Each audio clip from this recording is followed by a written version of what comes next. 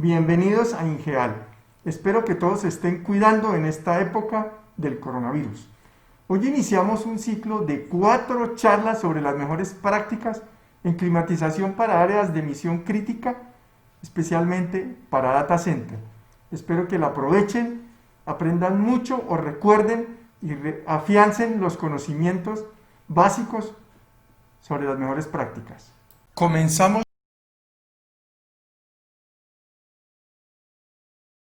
nuestra charla. Soy Gerardo Alfonso, soy ingeniero eléctrico. He estado inmerso en los últimos 30 y pico de años en este mundo de los data centers. ¿Qué pretendemos hacer hoy? Dar una pequeña actualización sobre los conceptos y mejores prácticas y que al final a ustedes les quede claro los criterios básicos para la operación de un sistema de climatización. En esta semana vamos a ver los principios y los rangos de operación que se manejan entonces en cada uno de los ambientes. Luego en la siguiente semana, dentro de 8 días, estaremos hablando de la arquitectura de enfriamiento, luego equipos y distribución para finalmente los emergentes, y pues con esto del COVID vamos a hablar de limpieza y desinfección. ¿Qué es un data center? Entonces en el ANSI TIA 942 de la versión 2017 y en el 94 nos lo dicen: un edificio o parte del edificio que alberga un cuarto de cómputo y sus áreas de soporte. En el 94 pues hablan específicamente de la potencia que manejan, ¿sí? O sea, 10 kilovatios o 20 o 215 vatios por metro cuadrado, ¿sí? Entonces es muy importante. El data center incluye pues todas las áreas de soporte. Hitos. El año pasado, BIXI 009, primer estándar de mantenimiento para los data centers. Aquí en la TIA 942 del año 2017. Y este año 2019 también salió la nueva versión del 94. Arrancamos pues con que lo básico para nosotros es trabajar todo lo que tiene que ver con la infraestructura, esto, es decir, la parte de potencia, los racks, el enfriamiento, que es lo que vamos a ver hoy, pero los procesos, cómo lo monitoreamos, el Data Center Infrastructure Management, luego que vienen ahí las aplicaciones, toda la parte de tecnología, los procesos, quiénes manejan esos procesos para finalmente tener la disponibilidad de los sistemas. Fundamental, entonces, hablar de todos los cimientos, esto es la base que nos la da APC desde hace muchos años, la parte de confiabilidad y disponibilidad y los tiempos de respuesta, porque podemos tener la mejor infraestructura, pero si no tenemos quien la mantenga, estamos muy mal. La parte de energía, entonces, ¿aquí qué nos dice? Y hay una métrica diseñada por el Green Grid, la energía que entra aquí, esto es lo que va, ¿para dónde? Para los servidores, para los equipos de TI. Y aquí vemos grandes oportunidades, todo esto es lo que tiene que ver con los aires acondicionados, la parte de enfriamiento y los ventiladores. Las UPS, el alumbrado y otros, pues sí tienen que ver, pero no tienen tanto peso. Por esas razones que nos preocupamos por la parte de climatización, porque hay grandes oportunidades de ahorro. Conceptos básicos: temperatura de bulbo seco, la que mide cualquier termómetro, como el que utilizaba nuestra mamá para medirnos a nosotros que somos más viejitos. La de bulbo húmedo, la que tiene que ver con la humedad relativa, ¿sí? O sea, ¿con qué se mide? Con un higrómetro. Pues en la época nuestra eran estas cosas. Hoy en día todo es digital y la medimos con estos aparatos.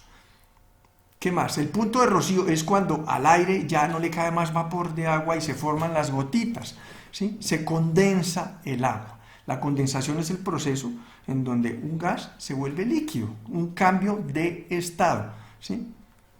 Y hay una gráfica, una carta que poca gente la maneja, que es la carta psicrométrica. Fue desarrollada hace más de 100 años, creo, y que relaciona la temperatura de bulbo seco, que es la que estábamos hablando nosotros, bulbo seco, y la temperatura de bulbo húmedo.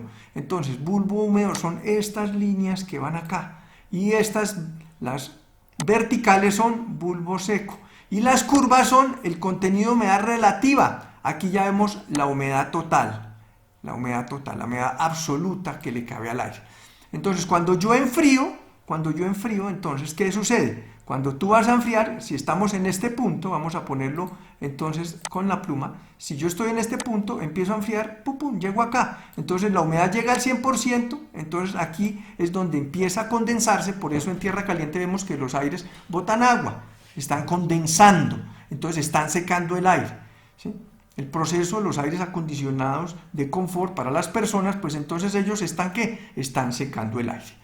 ¿Sí? Esta es la carta psicométrica. Y entonces aquí yo ¿qué tengo? Aquí entonces ¿qué tengo? Humidificación sin mover la temperatura, o sea, con temperatura constante sería isotérmica, aquí enfriamiento sensible, calentamiento sensible, que son los procesos básicos que se dan en el data center. Aquí están en español, humidificación isotérmica, ¿sí? Humidificación adiabática, que es cuando yo llego, ¿sí? Y entonces empiezo a trabajar con humidificadores adiabáticos. ¿Y qué nos dice ASRA? ¿De dónde hay que operar? Entonces nos dice, mire señores, tenemos aquí un área recomendada para trabajar y es toda esta área, ¿sí? Entre 18 grados y 27. Y la humedad relativa aquí, en toda esta área podemos funcionar. Luego los aires acondicionados tienen muchos puntos.